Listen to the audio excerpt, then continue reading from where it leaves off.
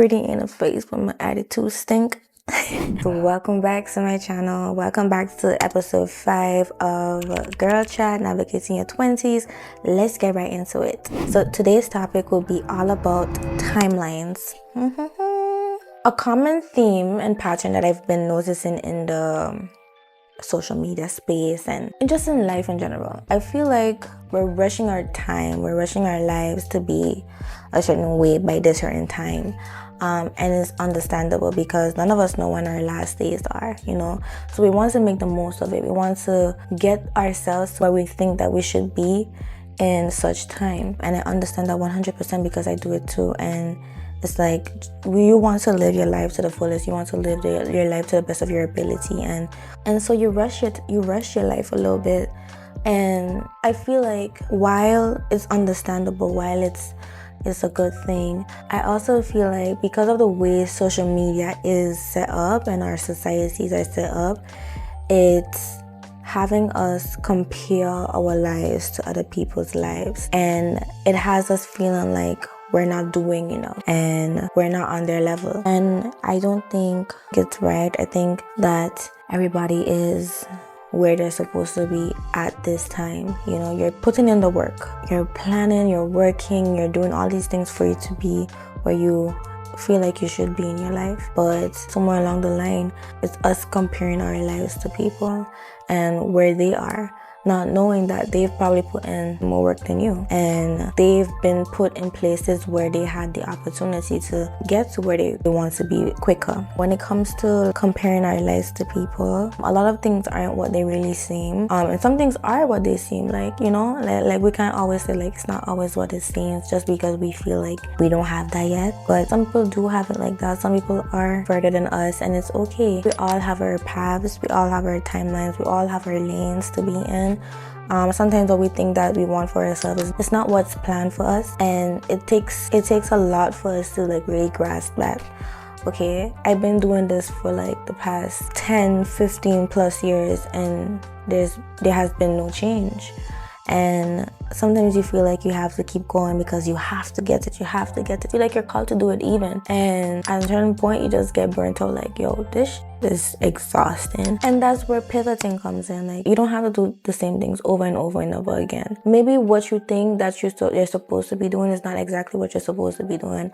Maybe it's supposed to be done in a different way, and you just haven't figured that out because you've been so stuck on this is how it has to be. This is how it has to be. I was watching an episode of Insecure, and it's with Issa and her boyfriend Lawrence. So Lawrence, he wasn't working. He was trying to get interviews for his app. He had an app that he created called Woot Woot, and he was adamant that it has to work, and he's been working on it for years, and he just didn't feel like, he didn't want to let the idea go that the app was just not it, and it was kind of outdated. It caused a lot of strife, and it caused a lot of bridges in the relationship because he wasn't working. Issa was financially supporting them on her own, and she was barely even making ends meet herself, and she just felt like she had to like do everything, and he wasn't doing anything. He was always home watching TV and just talking about, oh, this app is going to do this. I got an interview, and and it's like, yes, I'm supportive of you. I love that you got the interview, but when are you gonna get a job? Whether it be part-time or just something that you don't want to do, but you need to get a job so that you can stack your bread up and support us too. It can't just be me. So while you're working on your app, you can also get a job part-time. So that was the issue. It was the issue of, he had this idea for so long that the app was going to be like Facebook, like all these other apps, and it just wasn't. So when he got a job at a tech company,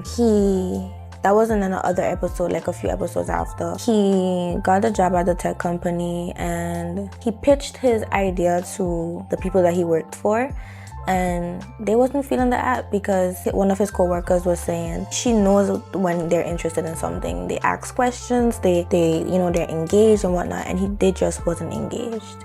And he was like, that's your opinion, if you say so. And she was just like, bruh, for me it was like, she was like, bruh, like, I'm telling you, like, they're not interested in the app.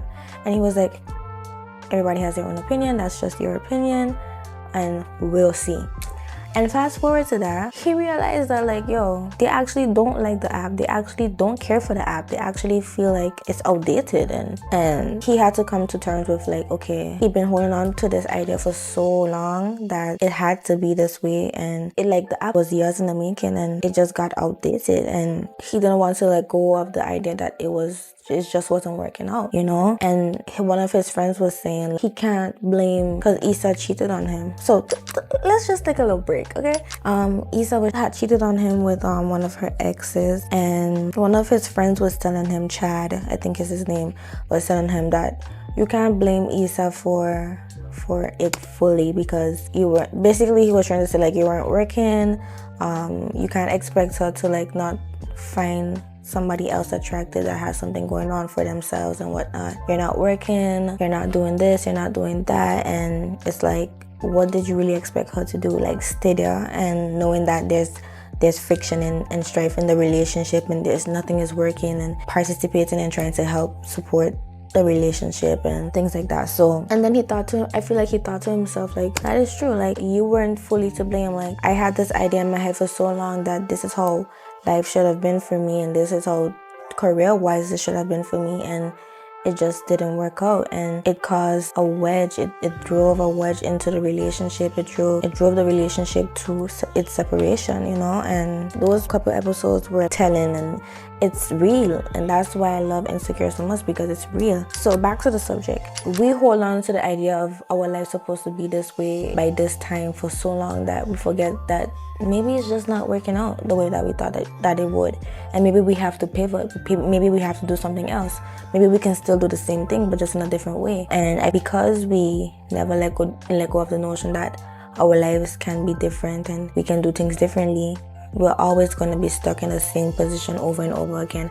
And then yes, you get frustrated, yes, you say that you're going to change and you're going to do this and you're going to do that, but then it's like you're still stuck in the same position because you just feel like your life has to be a certain way, your career has to be a certain way. And yeah, but what are you really putting in place to get that going, you know? Like, it doesn't always have to be the same thing over and over. You can change lanes. You can change lanes and do something else. You can learn a new skill, and what you were called to do, you can communicate that with the new skill that you've learned. Like, it's just about pivoting. I've pivoted many times in my business, graphic design. At first I was just doing logos, then I started doing business cards, and then I added thank you cards, and then I added flyers, and then I added doing little things, and then I upgraded my prices, and I had like a fixed price, and like the structure of the business was different, and I offered packages, and then I started doing web design, and it was different things. And now I'm in a different phase of my business where it's not just going to be the same thing.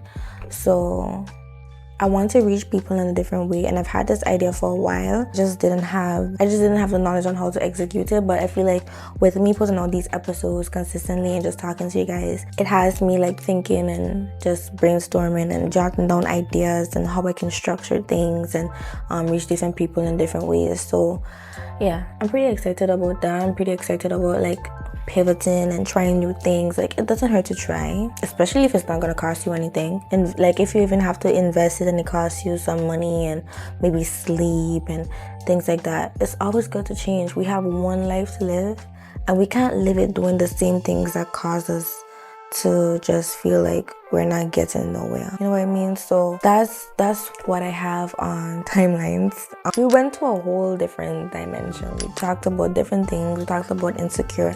If you haven't already, you should watch it. I just started watching it. I like to watch things when it's all done so I could binge it and not have any interruptions. So yeah, I think that's it for the video. I think that's it for this episode.